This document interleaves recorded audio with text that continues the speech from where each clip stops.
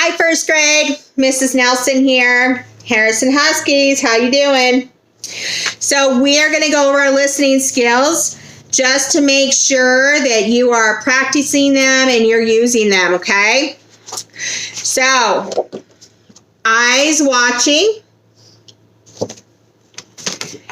ears listening, so opening those ears. Listen big, huh? Okay? Our voice is quiet. We can't learn and we can't listen if we are talking, right? So our voice needs to be still. It needs to be quiet, okay? And your favorite, body still, right? If we are jumping around and we're wiggly and we're doing things that we're not supposed to be doing, do you have a hard time paying attention? I know I do. So, body still. Okay. Practice your learning skills, especially at home right now. Being at home can be very frustrating for you, can it? And it's probably frustrating for your family as well. So it's really important to use your skills so that way everybody can enjoy the time that they are together. So today we're going to talk about self-talk. We have been talking about disappointment and anger and frustration and all these different emotions. We're now going to work on self-talk, learning how to use it, okay? Because I've taught you belly breathing and I've talked to you about counting. And so this is the last skill of self-talk, okay? So I'm going to introduce you to Tiffany and Rita, okay?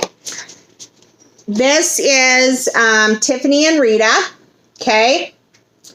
And Tiffany sits next to Rita, and Rita has finished all her worksheets and is now working on a special project for her teacher. See that?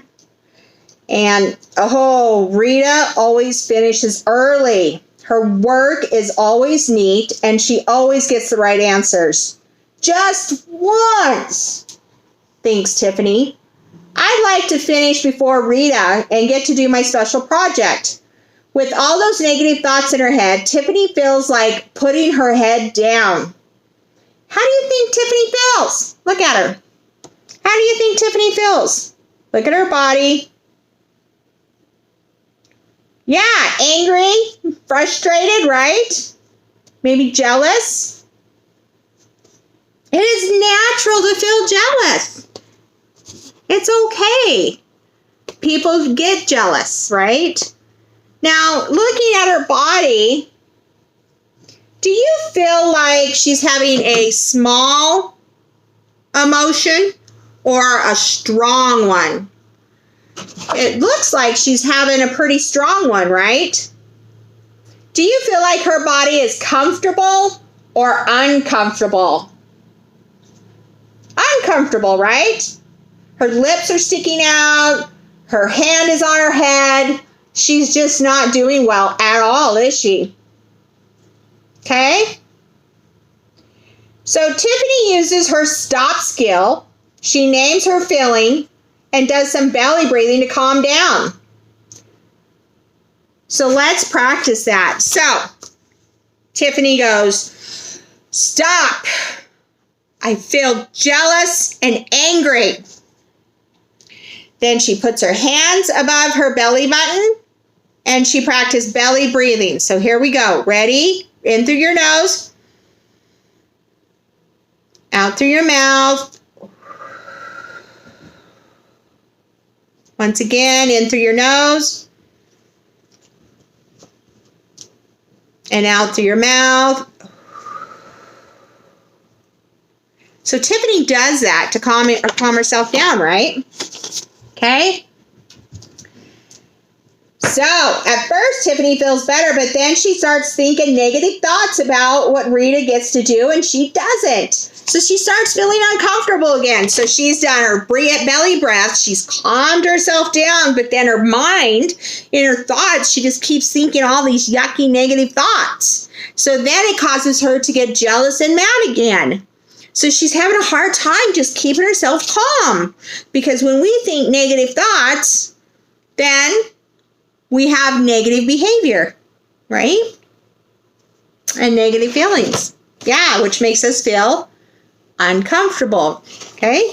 Okay. So another way to calm down is using positive self-talk. Talking to yourself quietly. Remember, we worked on this for the last couple of months. Talking to yourself quietly, right? In your mind.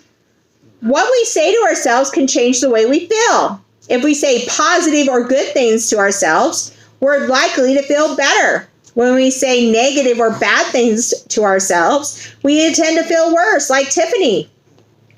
So, your homework is, I want you to think about what Tiffany could say that is positive self-talk, not negative. And I want you to share it with somebody in your home, in your family. And I would love for you to send me a message or email me. Let me know what your kind of thoughts are on this lesson. I would love to hear from you and your family. But I want you to think about that. What are some positive things? And then think about a situation in your home that has been going on in a time that you have been upset. And what are some positive things that you could have said to yourself to calm yourself down? Because you can always turn the mind, is what I call it. So you can have negative thoughts, which cause negative behavior. But just by turning your mind and thinking about positive things, you can change your mood. And you can change those strong feelings and make them smaller, and you're able to come up with a solution. Okay?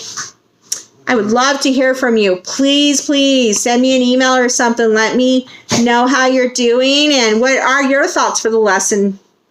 Bye.